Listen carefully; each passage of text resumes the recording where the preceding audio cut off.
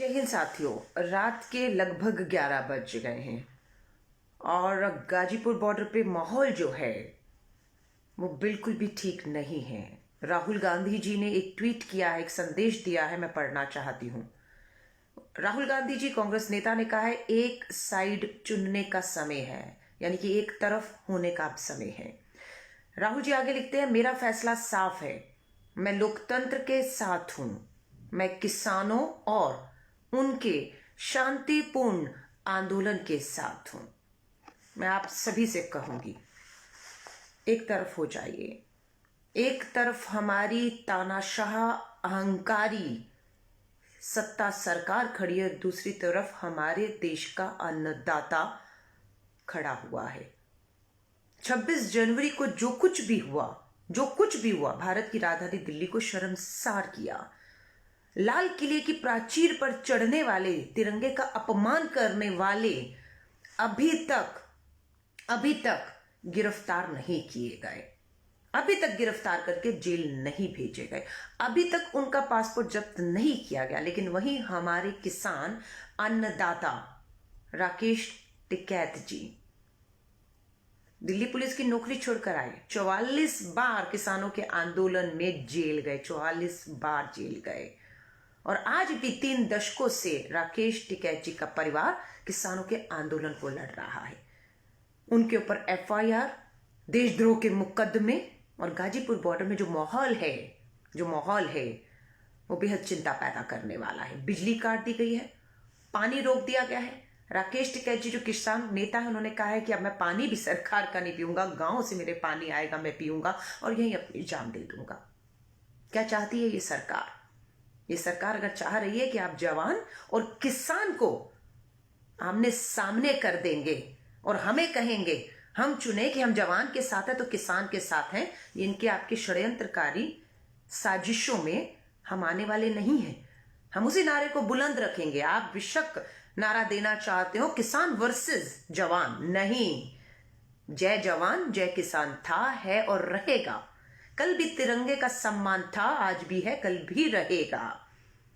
आपने अभी तक उन लोगों को गिरफ्तार नहीं किया और किसान नेताओं को आप इस तरीके से रात के अंधेरे में बिजली गुल करके, लाठी चलाकर उन्हें आपने हर दिल्ली की दहलीज से 60 दिन से वो बैठे हैं, कुर्बानियां दी हैं उन्होंने। आज राकेश टिकैत जी किसान नेता के आंखों में आंसू थे, एक चैनल उसे ड्रामा बता रहा है। मत खेलिए भावनाओं से, हाथ जोड़कर कहूंगी, पुलिस को भी कहूंगी, जवानों को मत उठाइएगा अन्नदाता के ऊपर, मत चलाइएगा गोली, और अन्नदाता से भी कहूंगी जवान के ऊपर हाथ मत उठाइएगा। ये सरकार ये चाहती है कि जवान गोली चलाए और वो गोली हमारे किसान का सीना चीर कर जाए। ये चाहते हैं कि किसान लाठी उठाए और वो लाठी हमारे जवान पर पड़े। क्या हासिल करेगी देश की षड्यंत्रकारी सरकार? मैं आप सभी से कहूंगी, हो जाइए ना एक तरफ, कर लीजिए फैसला कि आप देश के नारे जय जवान जय किसान के साथ खड़े हैं, किसानों के साथ खड़े हैं। लोकतांत्रिक हक अधिकार संविधान ने उन्हें अपनी आवाज को उठाने का दिया है, उसका हनन किया जा रहा है, उनके लोकतांत्रिक अधिकारों को खींचा जा रहा है, उन्हें प्रताड़ित किया जा रहा है, उन पे FIR लगाई जा रही है, उन पे देशद्रोह के मुकदमे लगाकर जेल भेजने की जो है उन्हें धमकियां दी जा रही है। जो सर्दी में खुले में 60 दिन से दिल्ली की दहलीज पर बैठा है, कुर्बानी दे रहा है, वो आपकी शाहजी, आपकी जेल में जाने से डरता नहीं है। अपनी जेल की दीवारों को और बड़ा कर लीजिए, आप जेल कम पड़ जाएंगी।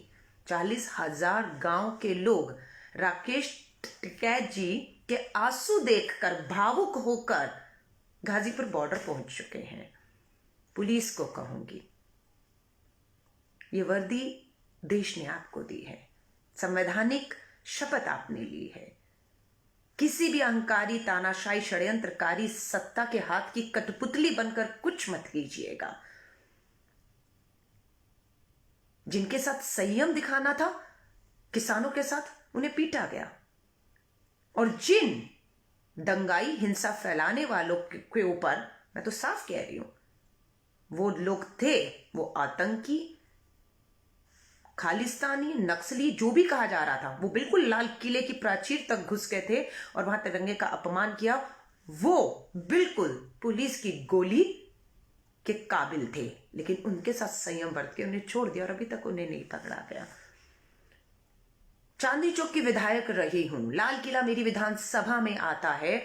70 साल में 26 जनवरी की जो परेड है वो जब इंडिया गेट के राजपथ से गुजरती थी तो खत्म हमेशा 70 सालों में लाल किले पर आकर होती थी, लेकिन इस बार उसे इंडिया गेट से घुमाकर वापस कर दिया गया, लाल किले तक नहीं पहुंचाया गया। लाल किले की चौकबंदी सुरक्षा के घेरे में ये हमारी विरासतें जो होती थी उसमें लाल किला को पहले ही छोड़ दिया गया। क्यों? जब किसान 26 जनवरी को परेड की इजाजत मांग रहे थे ना, तो पहले तो सरकार ने, पुलिस ने इजाजत देने से मना कर दिया। फिर देश के गृह मंत्री पुलिस मुख्यालय पहुंच जाते हैं और इजाजत दे देते हैं। बेचारा किसान, बेचारा कहूंगी आंसू हैं, कुर्बानी दे दी सरकार के सामने। आप समझ रहे हैं, तरस आ रहा है हमें आज उसके आंसुओं को देखकर कि उसे इजाजत दे दी और इजाजत देने के बाद दंगाई घुसा दिए, लाल किले तक पहुंचा दिए। उन्होंने अभी तक गिरफ्तार नहीं किया गया, सिर्फ इसलिए क्योंकि वो देश के गृह मंत्री जी के साथ उनकी तस्वीरें हैं। क्या मीटिंग थी? क्यों उनकी गृह मंत्री प्रधानमंत्री तक पहुंच थी? ये कोई नहीं समझ पा रहा है।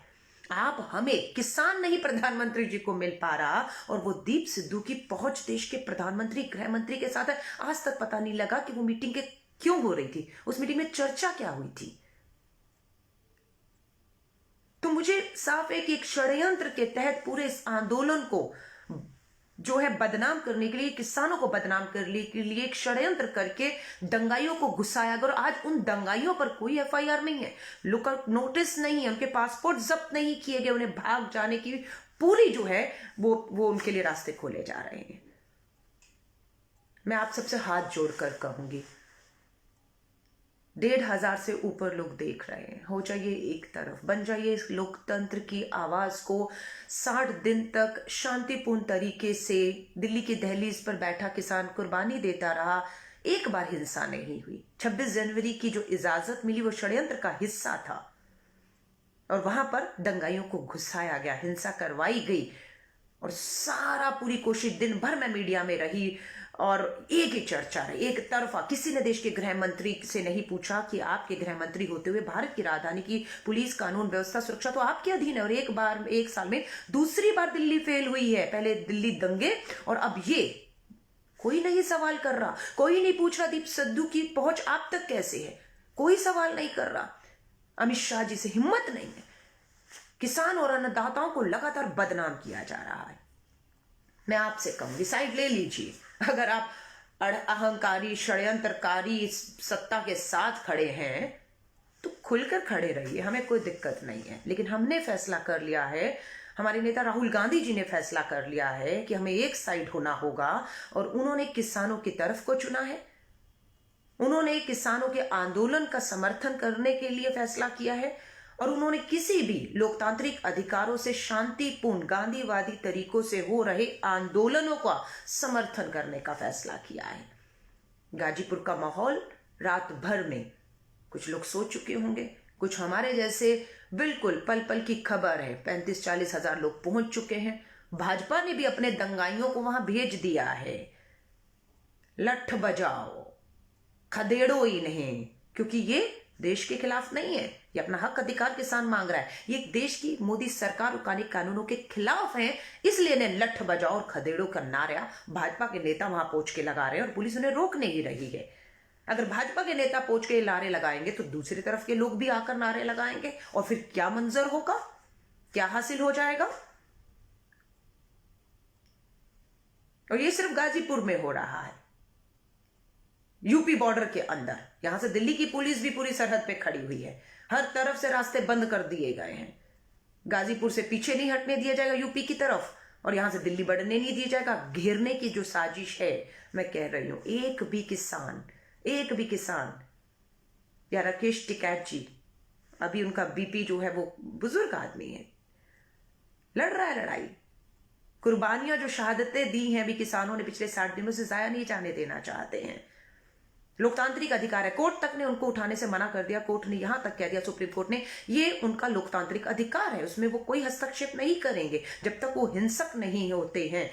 बिल्कुल अहिंसावादी तौर तरीकों से वो अपने प्रोटेस्ट को चला रहे हैं। कोर्ट ने भी इनकार कर दिया। सरकार ने मीटिंगों में जब फेल होगी तो षड्यंत्र करना शुरू कर दिया। बल के दम पर आप हटाएंगे किसानों को, अन्नदाताओं को। मैं हर एक से निवेदन करूंगी, इस वीडियो को शेयर करिएगा ताकि दिल्ली की पुलिस को, हमारे जवानों को संदेश जा पाए कि हाथ जोड़कर निवेदन है, सत्ता के दबाव में कोई गलत कदम मत उठा दीजिएगा, कोई गलत कदम मत उठा दीजिएगा। ये जय जवान जय किसान के नारे को हम बुलंद रखना चाहते हैं, लेकिन आज सत्ता ने जवान वर्सेस किसान आमने सामने कर दिया है। दोनों घायल होंगे, दोनों की कुर्बानियां होंगी, लेकिन सत्ता बनी रहेगी। माफी चाहूंगी, 11 बज गए, आपका ज्यादा समय नहीं लूंगी। हम सब अपने घरों में हैं, ठंड में रजाई कंबल में हैं, लेकिन हमारे बुजुर्ग किसान गाजीपुर दिल्ली की दहलीज पर डटे हुए हैं, डटे हुए हैं, लड़ रहे हैं। अगर किसान ने हल छोड़ दिया, भूखों मर जाएगा 135 करोड़ का आपका और मेरा देश, भूखों मर जाएगा अगर किसान ने हल छोड़ दिया तो। इन अहंकारी सरकार को कहिए, मत खेलिए ये खेल। इस खेल से किसी को फायदा नहीं होगा, सिर्फ आपकी सत्ता बची रहेगी। वो भी कब तक बचा लेंगे आप अपने आप को, जवान और किसानों को लड़वा कर मरवा कर। आपसे अपील कीजिए, समर्थन दीजिए अपना। मालूम नहीं कब नेट बंद कर दिए जाएं, बिजली गुल कर दी, पानी बंद कर दिया वहां का, मालूम नहीं है क्या होगा। टीवी में खबरें जो है किसानों के खिलाफ चलाई जा रही हैं, उनका मजाक उड़ाया जा रहा है, उनके आंसू को ड्रामा बताया जा रहा है। लोगों की भावनाओं से मत खेलिए, मैं कहूंगी। उम्मीद करती हूँ कि हम सबकी रात्रि ये शुभ रात्रि रहेगी, क्योंकि हम सोने से पहले शुभ रात्रि कहते हैं, लेकिन सुबह जब उठेंगे तो समझ आएगा ये रात्रि हमारी शुभ गई या अशुभ गई, कितनों की कुर्बानियां लेकर गई है। तो आप सभी से कहूंगी, एक साइड हो जाइए। हम एक तरफ हो गए हैं। हम अपने अन्नदाता, अपने किसान, उनके शांतिपूर्ण लोकतांत्रिक अधिकारों के तहत जो आंदोलन है उसके समर्थन में है, और इसके लिए जेल भी जाना पड़े, जाएंगे, क्या फर्क पड़ता है, जाएंगे। जय हिंद, जय भारत।